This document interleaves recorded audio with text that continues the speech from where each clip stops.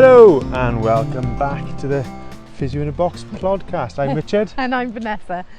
And if you've not listened to us before, we're a couple of physiotherapists that tend to talk, have a bit of a chat try to do it once a fortnight, don't we? Yes. About matters all relating to physiotherapy. That's because we're two chartered physiotherapists working in South Wales. We're a husband and wife team that run our business together. We've got two kids and two dogs and two cats, but only one of them comes on a walk occasionally.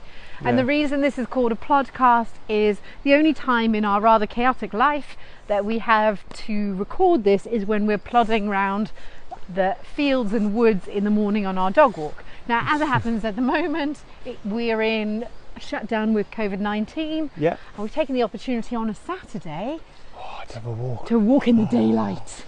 It's lovely. It's been daylight in the mornings, isn't it? It has been daylight. This is like in the afternoon. But I do apologise in advance for the sound quality, because we seem to have picked one of the most blustery days for the last month. Windy. So it is quite windy. So we are in the woods. So hopefully the sound quality won't be too bad. But yeah, I just want to make that apology. So one of the reasons why we started this podcast was because we naturally do talk about stuff related to physiotherapy on our dog walks, and we thought, well, this could actually be quite a useful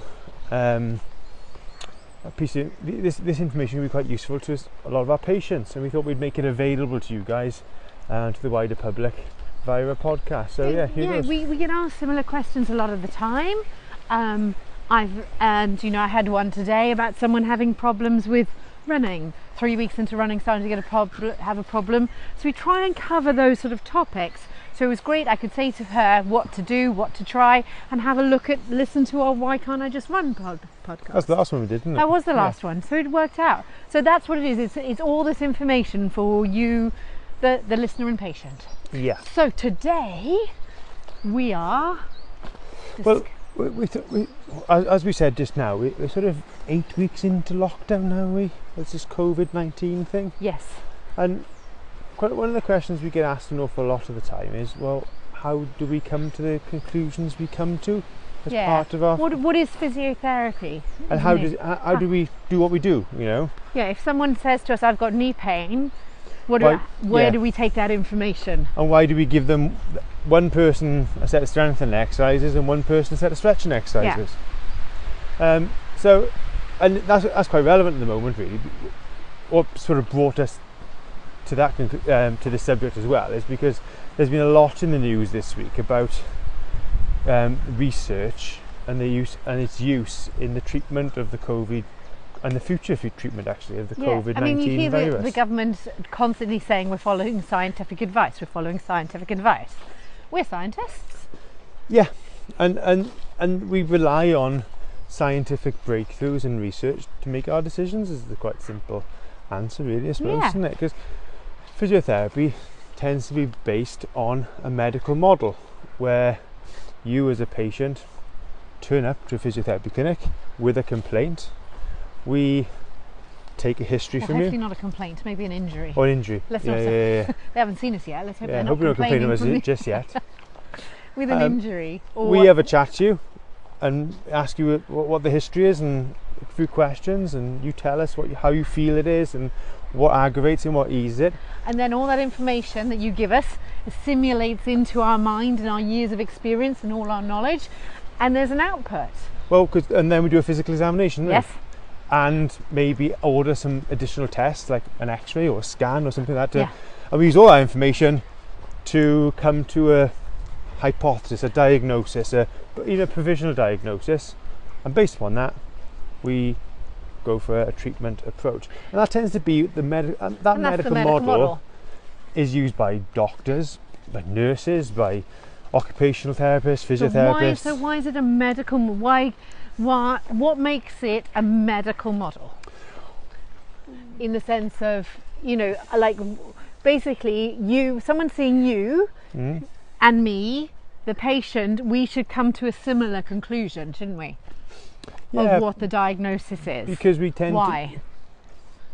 Because of evidence, how we're trained. Because we'll probably be aware of the same, the most current research evidence relating to a particular problem. Yeah. And we'll want to apply that research to the patient in front of us. Yeah, so what I'm saying is, when we do our assessment and how physios get to their conclusion, we don't get to it just because we feel like that might be the right thing to say at the time. We get to it because we assimilate all that information into what is known about the human body, what is known about how the body responds to stuff, what we know, and then we formulate a treatment plan based on all the research that's out there that has tried to help Achilles tendinopathy, the testing that's done before. Yeah. So you get people going, well, I saw this article in the Daily Mail and there's this little light I can put on my ankle and that's going to fix my Achilles. Why don't we just do that? Why don't we just do that? Because there's no evidence to back it up. Yes. Perfect example. That's a medical model. Donald Trump this week. Ah, yes. We gave a little chuckle over this, didn't we? We had a great chuckle. That's a bit of physio laugh. Because he said this week he started taking... You can say it. You were carrying him off brilliantly. Was I? Yeah. But it transpired that he was taking medication, wasn't it? He was taking a malaria drug, yeah. Which has some quite significant side effects, actually, isn't it? Is it heart problems and respiratory problems? And all that. But people said, "Oh, so why are you trying to take us?" I've heard some good things. I've heard some good stories. It's good. I've heard some good stories. I'm so glad none of the doctors I see go on good stories. And you can almost feel, you can almost see the medical staff at the White House just putting their hands over their faces and going, "Oh my God, you've heard some good stories." But that is the truth. It is very much the truth. And do you know what? It sounds ridiculous when we say it in this context now, but we do hear that quite a lot from patients because Auntie Joan said this really worked well with her back. She had she had back pain and this fixed it. I've done the same thing as Auntie Joan and it's not worked, but it's not worked. I've heard some good stories about this. I've strapped this to my leg and my knee pain. That's what marketing is. A lot of marketing. I love marketing. If you look at the statistics at the bottom of some of it with the painkillers, 75% improved. As a scientist, I look at the numbers of 50 people surveyed. 75% reported that they felt better. That's not research. So that's where the treatment it's getting really now. So that's where the evidence we would appraise that any treatment intervention that we introduce. We would have a look at the research and appraise that research to see if it's valid. Because any research you have is looking to solve a problem or find out new information. So if it's a particular exercise, say quad strengthening for knee pain, so you would take a cohort of people with a specific knee problem, give one group quad strengthening exercises, maybe one group no exercises at all, and see if the quad strengthening exercises maybe get better, and you can form conclusions based upon that. Now it depends on the methodology that research is used as to how valid the results are, because if they do that on 2 people and then look to apply that to the population of people with knee pain as a whole, well, it's probably not going to be that valid. If they use it with 1,000 people all with a very specific diagnosis, well, that particular exercise is going to be maybe benefit, and they find it's been beneficial. That quad strengthening exercise is going to be, has been shown potentially to be beneficial for that specific group of patients. In those patients' opinion, because they felt benefit. But I think the problem is with most medical research is human beings are fairly variable, really. Yeah, we're not the same, are we? No, just the same as I got blonde hair and you've got brown hair, and you're really short, and I am not really short. I am 5'4". Yeah, okay. But you think you're 6'5". I don't realise. No, I don't think you're 6'5". I just don't think everyone's taller than me. So unfortunately, in our house, if you've never met us, Ness is 5'4", which is generous. Okay, I'm 6'1". It emerged not long ago that in Ness's mind, you said it, didn't you? Well, I'm just as tall as you are. No, I looked at her and said, really? I do get a bit of a shock if I ever see us in a mirror. generously 5'4". If I'm ever in a mirror and I'm like, gosh, you really are taller than me. And unfortunately for me, our 15-year-old is 6 foot and the 12-year-old is about 5'10". Yeah. So you've been left behind a long time ago. Even they take the mick now, and I can't reach the biscuit tin. I get, oh, isn't she cute? Oh, yeah. I had that today. Tom put my trainers away. Look how tiny they are. Anyway, enough about me and my size issues. We are all different. But we are all different. But then it's hard to test. My knee, as being a female knee on a vertically challenged lady, is going to have different forces to your knee. And that's why it's hard to test, isn't it? So that's where science is hard. But that's why you get variable results. You do, but it's better than nothing, isn't it? Yeah, so we use the best evidence available to first of all, to assess people. You know, what's the best way of assessing this knee? You know, what's got the most reliability or whatever. And then we use treatments with the best background of evidence to support treatment. And sometimes it works for people and sometimes it doesn't. Yeah, and I think it should be also following a medical model. A key part of following a medical model as well is clinicians, physios and doctors disagreeing with each other constantly. But that's what good. Helps progress. It does, but if you go to conference, like we go to the British Elbow and Shoulder Society conference every year, you've got 500 of the country's leading shoulder surgeons in a room, people presenting and everyone having a go, aren't they? But it causes debate and people question what they do, and that's a good thing for science, and that's what's happening at the moment. The scientists, you've got the guys who might have done the antibody test, the quick test on COVID-19, the 20-minute test. And you could see the TV presenter saying, so this is brilliant, and all the scientists are going, well, it could be, but we'll follow this. That's why the scientists won't go, yay, look, it's done, because the scientists look for facts. They do look for facts, and they're looking at the how rigorous that fact is then as well. Because if the research is done on millions of people, all with and there's large numbers and it's a robust methodology, they'll still be a little bit circumspect because there'll always be an outlier. Yeah, they're always aware that for some people that test or that treatment won't work just because they're a bit different. But that's why, as physiotherapists, every time we see someone, we reassess them and see where they are, because it might be that their situation, that person's situation has changed, and they need to change direction of treatment. So sometimes it's and different things get in the way. So with us in a medical model, going back to how do we get to the conclusion that we get to, I don't think it also sometimes understand that as physiotherapists, our training in the beginning, you might see me as a musculoskeletal physio, you might see that physio that runs on for wasps as a rugby team, as they're a rugby physio. That physio has been through a whole chartered society approved physiotherapy degree. We're not talking about therapists, we're talking about chartered physiotherapists.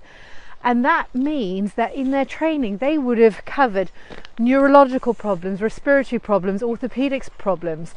So when they run on to the pitch in a rugby game and they grab straight onto them, they could be looking for a punctured lung. They could be looking for a neurological problem. Their training is so diverse. Broad, and I think sometimes when we do stuff, people are like, well, I've just got knee pain. Yes, but from my training, I can't just go, right, we'll put a bit of tape on it. I've got to know exactly why you've got knee pain and make sure it isn't any of the other things that could have gone wrong in your body. Yeah, so your knee pain isn't a result of you having MS or Parkinson's. Yes. Yeah. But I think sometimes it's not always. It's really broad and all science-based.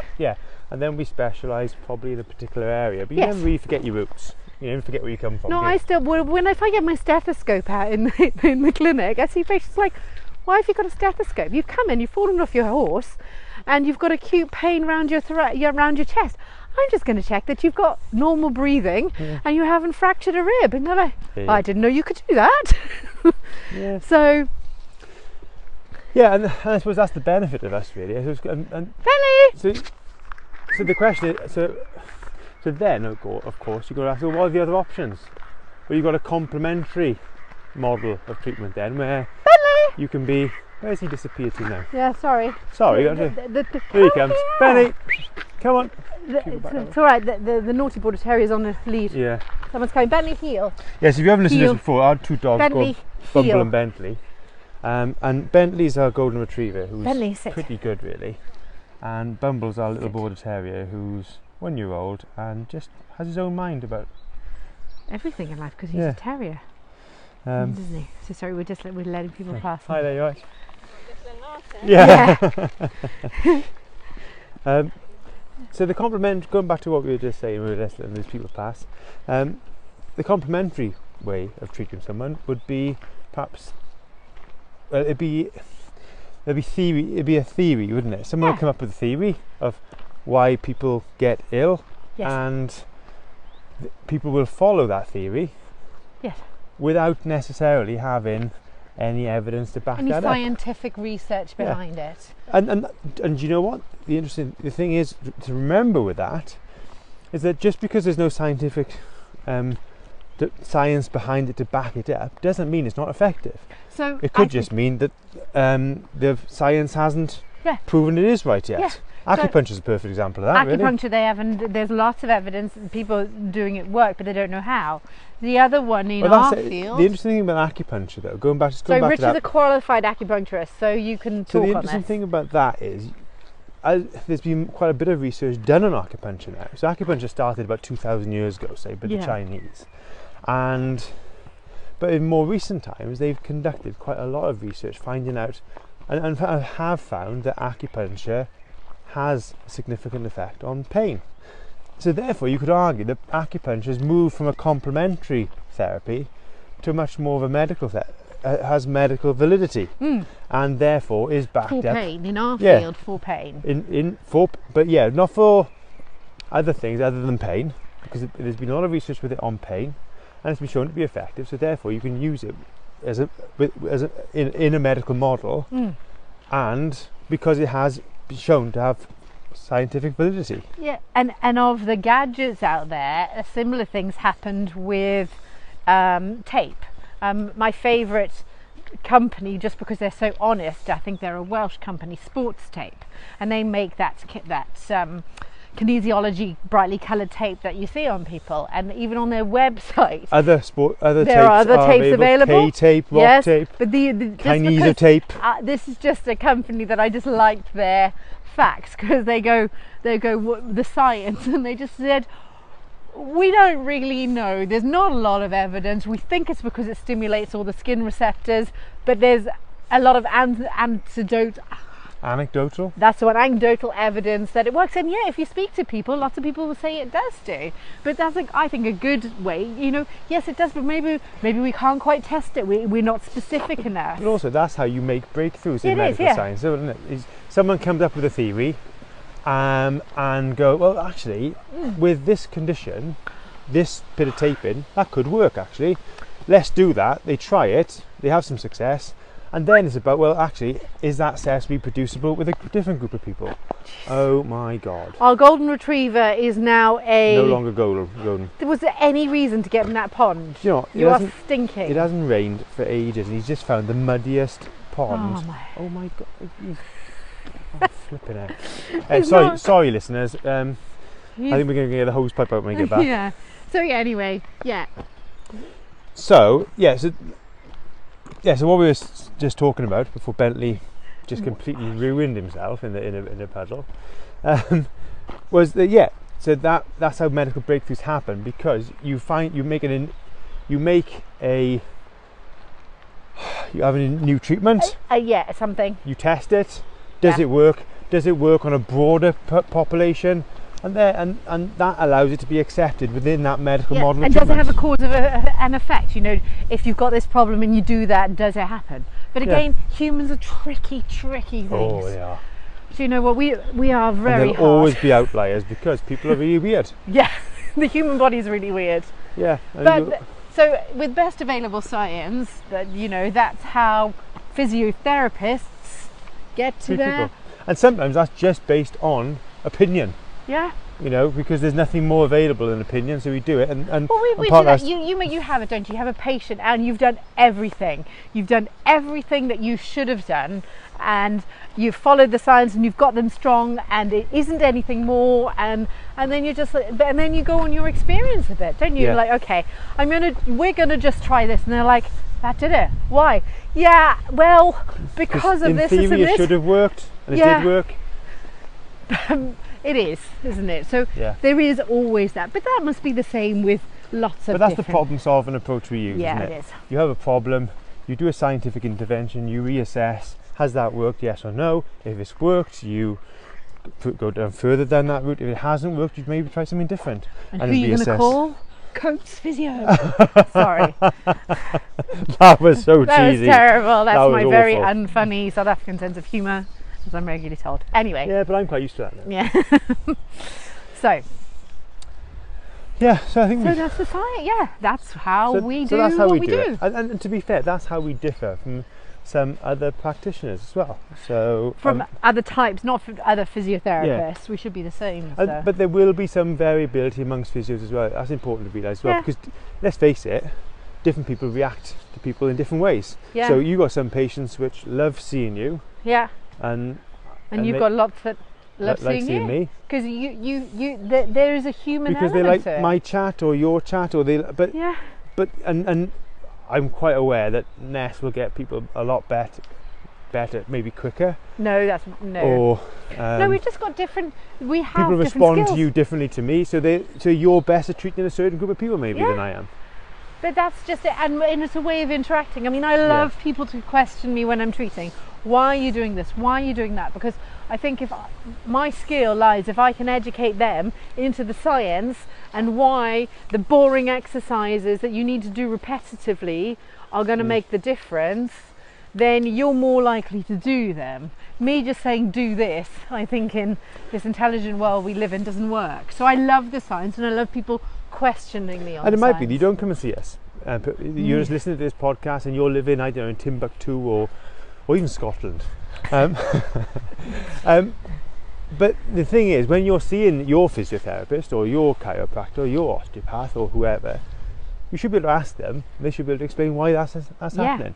And what we've done today is just explain how we do it, and hopefully these podcasts moving forward are going to be those questions we get asked on a regular basis in this clinic. We're probably going to cover them quite a lot in these podcasts, I'd imagine. Yeah, and so if you're listening to this and you've got a question, you know, that it's something you doesn't make sense and you'd like it discussed, whether it's about us, orthopedics, anything in that sort of field, then give us a shout and we'll see if we can discuss it. Yeah, and honestly, there are no stupid questions. I mean, some people feel a bit weird asking questions. They think that, probably I've covered this before or whatever. Doesn't matter. And even little things like, why is my little finger tingling when I wake up in the morning?